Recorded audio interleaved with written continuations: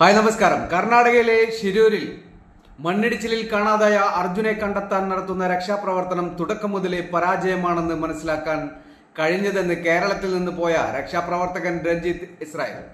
ഇതുവരെയുള്ള പ്രവർത്തനങ്ങൾ വെറും പരാജയമാണെന്ന് രഞ്ജിത്ത് പറഞ്ഞു. ഇപ്പോൾ മണ്ണ് നീക്കം ചെയ്യുകയാണ്. രാത്രി 10 മണിവരെ പ്രവർത്തനം തുടരുമെന്ന് രഞ്ജിത്ത് പറഞ്ഞു. നിൽക്കുന്ന സ്ഥലത്തേക്ക് എപ്പോൾ വേണമെങ്കിലും മണ്ണ് ഇടിഞ്ഞു വീണേക്കാമെന്നും രഞ്ജിത്ത് പറയുന്നു. 20-25 അടിയോളം മണ്ണുണ്ടെന്നും അദ്ദേഹം പറഞ്ഞു. ട്രക്ക് എവിടെയാണ് കൃത്യമായി ട്രാക്ക് ചെയ്തിട്ടില്ലെന്നും 3 മണിവരെ തെറ്റായ രീതിയിലായിരുന്നു രക്ഷാപ്രവർത്തനം നടന്നിരുന്നതെന്നുമാണ് അദ്ദേഹം പറയുന്നത്. അതേസമയം കർണാടകയുടെ രക്ഷാപ്രവർത്തനത്തിൽ അർജുന്റെ കുടുംബം അതൃപ്തി അറിയിച്ചു.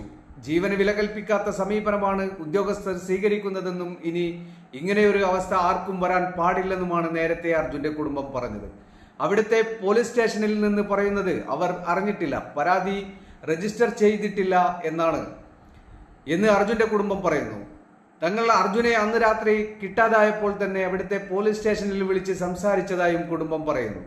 അവർ ഇങ്ങോട്ട് ചോദിച്ചു, അർജുനല്ലേ, അർജുന്റെ മിസ്സിംഗ് ഇവിടെ റിപ്പോർട്ട് ചെയ്തിട്ടുണ്ടെന്ന് അർജുന്റെ കുടുംബം പറയുന്നു. പോലീസിന്റെ ഭാഗത്ത് വീഴ്ച സംഭവിച്ചിട്ടുണ്ടെന്നും അർജുന്റെ കുടുംബം പറഞ്ഞു.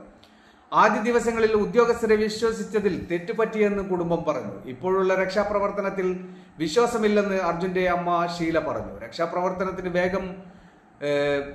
വേഗം കൂട്ടണമെന്ന് അർജുന്റെ അമ്മ പറഞ്ഞു. കുടുംബം പ്രധാനമന്ത്രിക്ക് കത്തയച്ചു. രക്ഷാപ്രവർത്തനത്തിന് സൈന്യത്തെ ഇറക്കണമെന്നും ആവശ്യപ്പെട്ടു. കർണാടകയിലെ ഷിരൂരിൽ ദേശീയപാതയിലെ മണ്ണിടിച്ചിലിനെ തുടർന്നാണ് ലോറിക്കൊപ്പം അർജുനെ കാണാതായത്. അതേസമയം രഞ്ജിത്ത് ഇസ്രായേലിനെ സ്ഥലത്ത് പ്രവേശിക്കാൻ അനുവദിക്കുന്നതിനെ ചൊല്ലിയുണ്ടായ തർക്കത്തിൽ അർജുൻ ഓടിച്ച ലോറിയുടെ ഉടമ മനാഫിനെ കർണാടക SP മർദ്ദിച്ചതായി ആരോപണം ഉയർന്നിരുന്നു. രഞ്ജിത്തിനെ കുറിച്ച് നേരത്തെ തന്നെ പോലീസിനെ അറിയിച്ചിരുന്നു. അദ്ദേഹവുമായി പോയപ്പോൾ ആദ്യം തന്നെ തടഞ്ഞുവെന്നും സംഘത്തെ സംഭവസ്ഥലത്തേക്ക് അനുവദിച്ചില്ലെന്നും മനാഫ് പറയുന്നു.